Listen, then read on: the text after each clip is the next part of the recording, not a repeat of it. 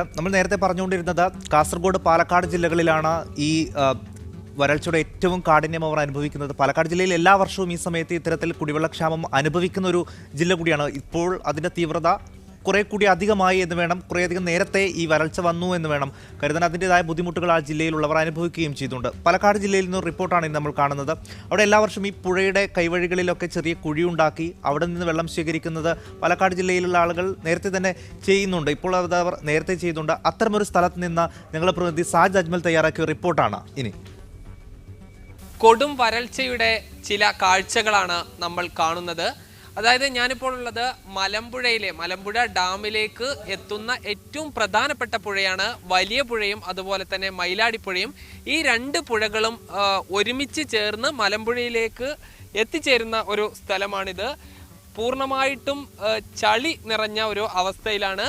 അവിടെ ദൃശ്യങ്ങളിൽ കാണാം, ആടുകൾ കൂട്ടമായി നടന്നു പോകുന്നു, പുഴയുടെ നടുവിലൂടെ നടന്നു പോകുന്ന ഒരു കാഴ്ചയാണ്. അതുപോലെ തന്നെ നായ ഉൾപ്പെടെയുള്ളവ ജലത്തിന് വേണ്ടി ദാഹിക്കുന്ന ഒരു കാഴ്ചയും ഇവിടെ നിന്ന് കാണാൻ കഴിയുന്നു. എന്തായാലും ഇവിടെയുള്ള ആളുകൾ കുടിവെള്ളം ശേഖരിക്കുന്നതാണ് ഏറ്റവും ദയനീയമായ കാഴ്ച. അതായത് പുഴയോട് ചേർന്നുള്ള ഭാഗത്ത് പ്രത്യേകതരം ചെറിയ കുഴികൾ കുത്തി അവിടെ നിന്നുമാണ് കുടിവെള്ളം ശേഖരിക്കുന്നത്. ഇപ്പോൾ ഒരു വീട്ടമ്മ നമ്മോടൊപ്പം ചേരുന്നുണ്ട്. അമ്മ, കുടിവെള്ളത്തിന് വലിയ ബുദ്ധിമുട്ടാണോ? നിങ്ങൾ എങ്ങനെയാണ് വെള്ളം എടുക്കുന്നത്? ഞങ്ങൾ ഇവിടെ നിന്ന് വെള്ളം എടുത്തിട്ട് പിന്നെ പോണത് എനിക്ക് ഒരുപാട് അകലെ പോകണം. വെള്ളം എടുത്തിട്ട് എത്ര ദൂരത്തെന്നറിയാം ഞാൻ വെള്ളം കോരുന്നു. പൈപ്പ് വെള്ളമുണ്ട്, അത് കുടിക്കാൻ പറ്റില്ല. ഇപ്പം മുഷിയൻ കേട് വന്ന് കിടക്കുകയാണ്. ഇനിയിപ്പോൾ പഞ്ചായത്തുകാർ അത് രണ്ടാതെ മുഷിയൻ വാങ്ങി ഫിറ്റ് ചെയ്താലേ, മോട്ടർ വാങ്ങി ഫിറ്റ് ചെയ്താലേ ഞങ്ങൾക്ക് വെള്ളം കിട്ടുള്ളൂ. അപ്പോൾ വെളിയിലേക്കുള്ള വെള്ളമൊക്കെ എടുക്കാം. എന്നാലും മഴക്കാലം 6 മാസം മഴക്കാലത്ത് ഞങ്ങൾ ഈ ഡാമ്പിൻ്റെ പുറത്ത് കൂടിയാണ് കുടിവെള്ളം എടുത്തുകൊണ്ടേയിരിക്കുന്നത്. ഈ ഡാമ്പിലെ വെള്ളം ഇറങ്ങിപ്പോയി കഴിഞ്ഞാൽ ഇതുപോലെ പുഴകളിൽ കൂടെ വെള്ളം എടുക്കുകയാണ്. ഞങ്ങൾക്ക് ഭയങ്കര ബുദ്ധിമുട്ടാണ്. ഇപ്പൊ ഈ കുഴി ഇങ്ങനെ കുത്തി ഈ വെള്ളം എടുക്കുകയാണ്. അപ്പൊ കുറച്ച് കഴിഞ്ഞാൽ ഇനിയും വേനലായി കഴിഞ്ഞാൽ ഈ കുഴി കുറച്ചുകൂടി അപ്പുറത്തേക്ക് മാറുമോ? ഇല്ല, ഇവിടെ തന്നെ ഉണ്ടാവും. അപ്പൊ ഈ പുഴ അവിടെ നിന്ന് മുകളിൽ നിന്ന് വെള്ളം വരുന്നതിന്റെ ഊറ്റ് വെള്ളം ഇങ്ങനെ ഇറങ്ങിക്കൊണ്ടേയിരിക്കും. ഇത് വെള്ളം എടുക്കും തോറും ഞങ്ങൾ മുക്കി തേകിയിട്ട് വെള്ളം എടുക്കും. അങ്ങനെ ഞങ്ങൾ ഇവിടെ നിന്ന് കുടിവെള്ളം എടുക്കുന്നത്. ഇപ്പൊ ഇതേപോലുള്ള ഈ ചെറിയ കുഴിയിൽ നിന്ന് വെള്ളം എടുക്കുന്ന എത്ര കുടുംബങ്ങൾ ഉണ്ടാവും? കുടുംബം ഇവിടുത്തെ മൊത്തം 10-20 കുടുംബങ്ങളും ഉണ്ട്. ഇവിടെ നിന്ന് വെള്ളം കോരി കുടിക്കുന്ന കുടുംബങ്ങൾ ഈ കുഴിയിൽ നിന്ന്.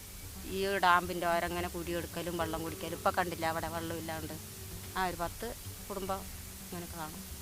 ബാക്കിയുള്ളവർക്കൊക്കെ കുടിവെള്ളത്തിന് ബുദ്ധിമുട്ടൊന്നുമില്ല. അടുത്ത വീട്ടുകളിൽ പോയി കിണറുണ്ട്, അവിടെ നിന്ന് അവർ കോരി കുടിക്കും. മലമ്പുഴയിലെ ഏറ്റവും ജലസമ്പുഷ്ടമെന്ന് പാലക്കാട് ജില്ലയിൽ പറയാവുന്ന ഒരു പ്രദേശമാണ്. അതായത് വലിയ ഡാമാണ്. ഈ ഡാമിനോട് ചേർന്നുള്ള ഒരു കാഴ്ചയാണ് നമ്മൾ കണ്ടത്. അതായത് ഏറ്റവും പ്രധാനപ്പെട്ട മയിലാടിപ്പുഴ അടക്കമുള്ള വലിയ പുഴ അടക്കമുള്ള പൂർണ്ണമായും വറ്റുന്നൊരു സാഹചര്യം. ഈ മലമ്പുഴ ഡാമിനോട് ചേർന്ന് ഈ പുഴയിൽ ഇതുപോലുള്ള ധാരാളം കുഴികൾ കാണാം. ഈ കുഴിയെല്ലാം നേരത്തെ കുഴിക്കുകയും പിന്നീട് വെള്ളം താഴേക്ക് ഇറങ്ങിയതിനനുസരിച്ച് കുഴി താഴേക്ക് പോകുന്ന ഒരു കാഴ്ചയാണ്. ഇപ്പോൾ പൂർണ്ണമായും പുഴയുടെ അകത്താണ് ഇപ്പോഴത്തെ കുഴി ഉള്ളത്. ആയതുകൊണ്ട് തന്നെയാണ് ഇനിയും അതിൻ്റെ താഴ്ഭാഗത്തേക്ക് പോകാൻ കഴിയാത്ത വിധമുള്ള ഒരു ഇതാണ്. ഇപ്പോൾ ഞാൻ പുഴയിലാണുള്ളത്. ഇവിടെ എല്ലാം തന്നെ പൂർണ്ണമായും വറ്റി വരണ്ട് കിടക്കുന്ന ഒരു സാഹചര്യമാണ് ഉള്ളത്.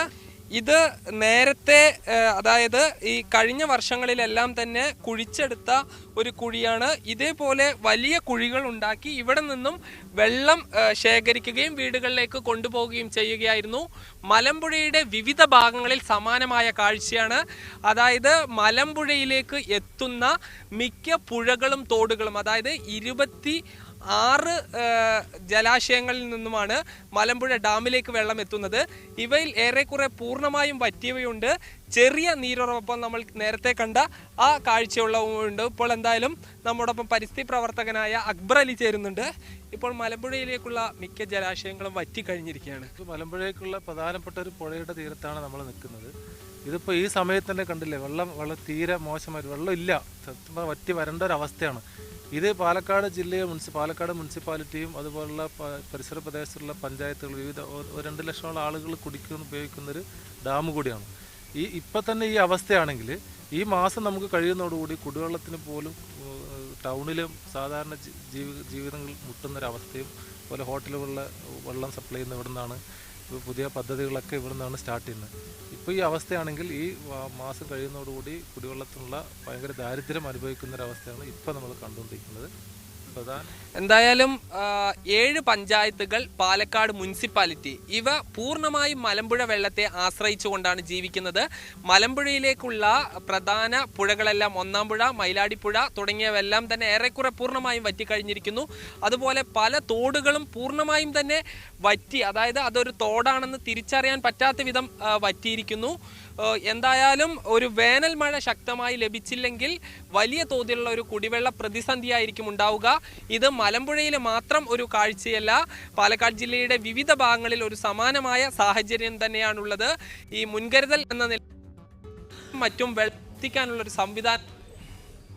റൈറ്റ്, എന്തായാലും പാലക്കാട് നിന്ന് സാജിദ് അജ്മൽ തയ്യാറാക്കിയ ഒരു റിപ്പോർട്ടാണ് കണ്ടത്. അപ്പോൾ ഇതിൻ്റെ ഒരു തീവ്രത, എത്രമാത്രം വലിയൊരു പ്രതിസന്ധിയാണ് പാലക്കാട് ജില്ല അനുഭവിക്കാൻ പോകുന്നത് എന്നുള്ളതിൻ്റെ ഏറ്റവും വലിയൊരു ഉദാഹരണമാണ് സാജിദ് കാണിച്ച ആ ദൃശ്യങ്ങളിലുള്ളത്. ഒരു പുഴയുടെ നടുവിൽ നിന്നുകൊണ്ടാണ് സാജിദ് റിപ്പോർട്ട് ചെയ്തത്. ഈ പ്രളയ സമയത്ത് കുത്തിയൊലിച്ച ഒരു പുഴയുടെ ഇന്നത്തെ അവസ്ഥയാണ് ആ റിപ്പോർട്ടിൽ നമ്മൾ കണ്ടത്. ഇത് പാലക്കാട് ജില്ലയിലെ ഒരു സ്ഥലത്തെ മാത്രം അവസ്ഥയല്ല, ഏതാണ്ട് എല്ലായിടത്തും മലമ്പുഴ അടക്കമുള്ള സ്ഥലങ്ങളിൽ സമാനമായ സാഹചര്യമാണ് എന്ന് ആ റിപ്പോർട്ടിൽ പറയുകയും ചെയ്യുന്നുണ്ട്.